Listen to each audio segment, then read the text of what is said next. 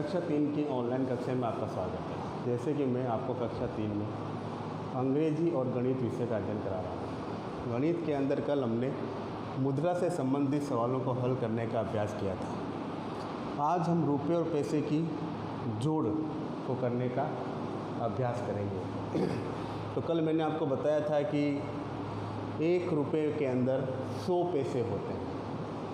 1 रुपये में 100 पैसे होते हैं। और फिर दूसरा पॉइंट मैंने बताया था आपको, अगर हमें रुपये को पैसों में बदलना है, रुपये को पैसों में बदलना है, तो हम 100 की क्या करते हैं, गुणा करते हैं। और पैसों को अगर रुपये में बदलना हो तो हम 100 का भाग लगाते हैं। पैसों को रुपये में बदलना हो तो हम 100 का भाग लगाते हैं। अब देखिए, जोड़ तो देखा आपको आती है सबको। जोड़ तो हम जिस प्रकार से सामान्य जोड़ करते हैं सेम टू सेम आपको वैसे ही करना है। सबसे पहले हम पैसों की जोड़ करेंगे। 9 और 8 और 9 को जोड़ेंगे। तो 8 के अंदर आपको कितने जोड़ना है, 9 जोड़ना है। तो 8 के बाद में 9, 10, 11, 12, 13, 14, 15, 16, 17। तो यहाँ पर आ गया 17 का 7। हासिल रह गई 1। 9 और 1 कितने हो गए, 10। 9 और 1 कितने होते हैं, 10। अब 10 में कितने जोड़ेंगे हम, 8 जोड़ेंगे। तो 10 के बाद 11, 12, 13, 14, 15, 16, 17, 18। कितना आया, 18। अब ये टोटल कितने पैसे, और आपको पता है कि 100 पैसों का क्या बन जाता है, 1 रुपया बन जाता है। 100 पैसों का क्या बन जाता है, 1 रुपया। अब ये 187 पैसे हैं। तो हम क्या करेंगे, इस 187 पैसों को, 100 पैसों का तो 1 रुपया बन गया। अब इन पैसों को हम किस में बदलेंगे, रुपए के अंदर बदलेंगे। किस में बदलेंगे, रुपए में। तो जैसे मैं कल बताया था आपको, पैसों को रुपए में बदलने के लिए हम 100 का क्या लगाएंगे, भाग लगाएंगे। तो हम यहाँ पर ही भाग लगा देते हैं 100 का। अब 187 है तो पहले 100 एकम 100, 1 बच गया।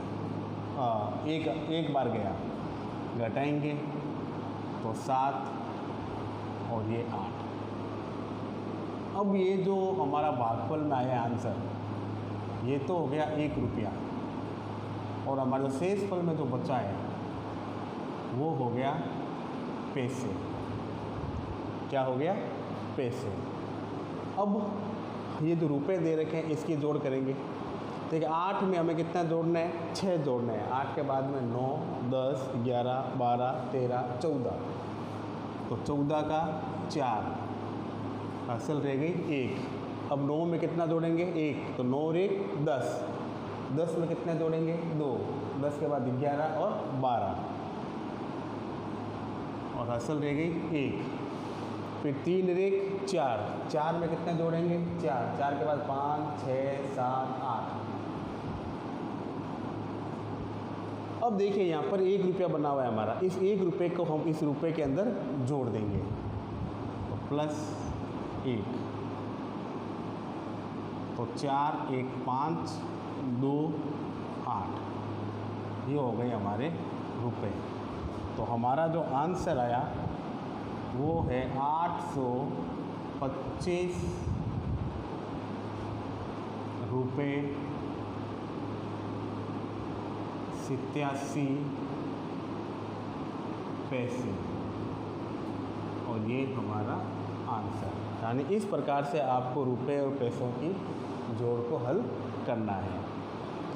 एक सवाल और है हमारा, रुपए और पैसे ही है, वो भी 276 रुपये 79 पैसे, 158 रुपये 99 पैसे। पहले हम 79 को और 99 वाले पैसे जो हैं इन दोनों को हम जोड़ेंगे। तो देखो 9 के अंदर 9 जोड़ना, तो पता है 9 और 9 कितने होते हैं, 18। हासिल रह गई 1। अब 9 और 1 7 और 1 8। 8 में कितने जोड़ोगे आप, 9 जोड़ोगे। तो 8 के बाद में 9, 10, 11, 12, 13, 14, 15, 16, 17, यानी 178। अब बात वही आ गई वापस, इस पैसों को आपको रुपए में बदलना है, तो हम यहाँ पे क्या करेंगे, 100 का क्या लगाएंगे, भाग। 100 का क्या लगाएंगे, भाग। तो पहले 100 एकम 100, एक बार गया, शेष बच गया 8 और 7। अब जो भागफल के अंदर आया है वो तो बन गया हमारा रुपए, शेषफल के अंदर जो आया वो बन गया पैसे। क्या बन गया, पैसे बन गया। अब आपको रुपए की जोड़ करनी है। 6 में कितने जोड़ने हैं, 8 जोड़ना है। तो 6 के बाद में 7, 8, 9, 10, 11, 12, 13, 14, 14 का 4, हासिल रह गई 1, 7 रेख 8, 8 में कितने जोड़ोगे आप, 5 जोड़ोगे, तो 8 के बाद में 9, 10, 11, 12, 13, हासिल रह गई 1। अब 2 रेख 3, 3 रेख 4। अब ये जो 1 रुपया है इसको हम इस रुपए के अंदर जोड़ देंगे, तब ये हो गया 4 रेख 5, 3, 4। तो हमारा आंसर हुआ 435 रुपये 78 पैसे। ये है आपकी रुपए पैसों पर आधारित जोड़। तो इन 2 सवाल को आप अपनी कॉपी में नोट कीजिए, फिर इन्हीं सवालों को आप स्वयं करने का अभ्यास कीजिए।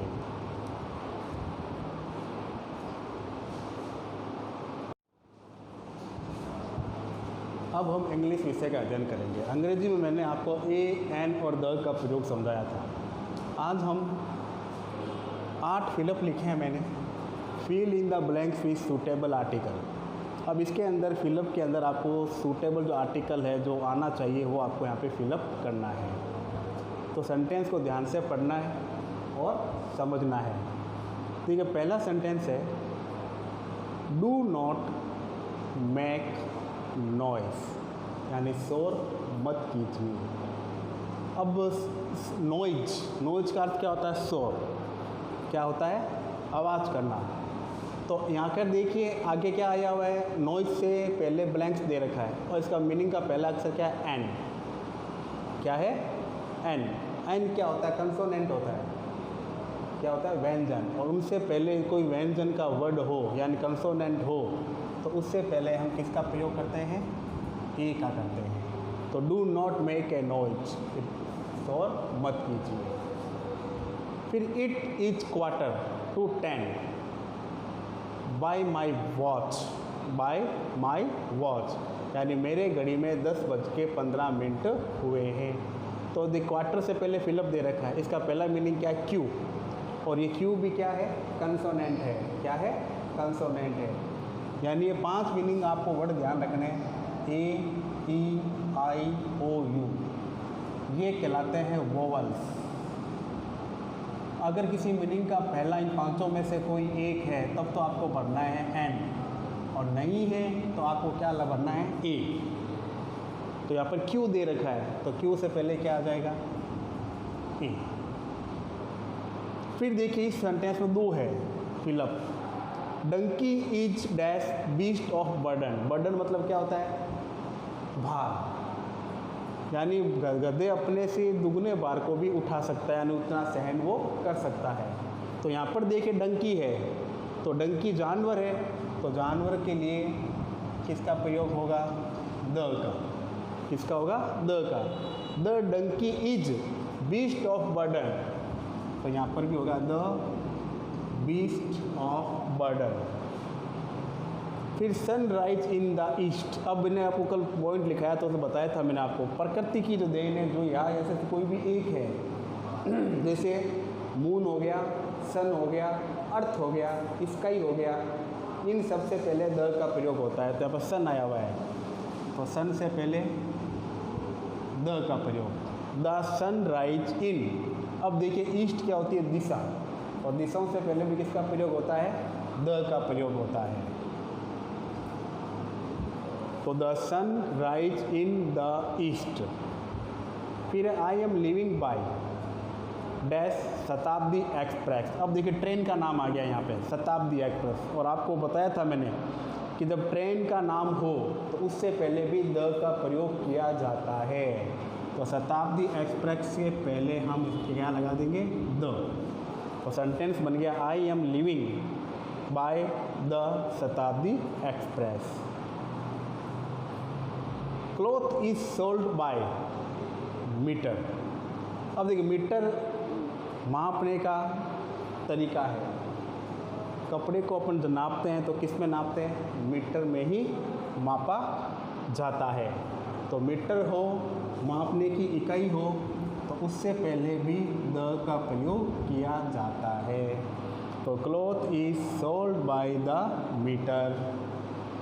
फिर ही गेव मी ऑनियन, वह मुझे एक ऑनियन मतलब क्या होता है, प्याज देगा। अब ऑनियन है, ऑनियन में देखिए ओ आया हुआ है, तो यहाँ पर देखिए AEIOU, ये हो तो किसका प्रयोग करते हैं, एन का प्रयोग करते हैं। तो यहाँ पर हम लिख देंगे एन ऑनियन।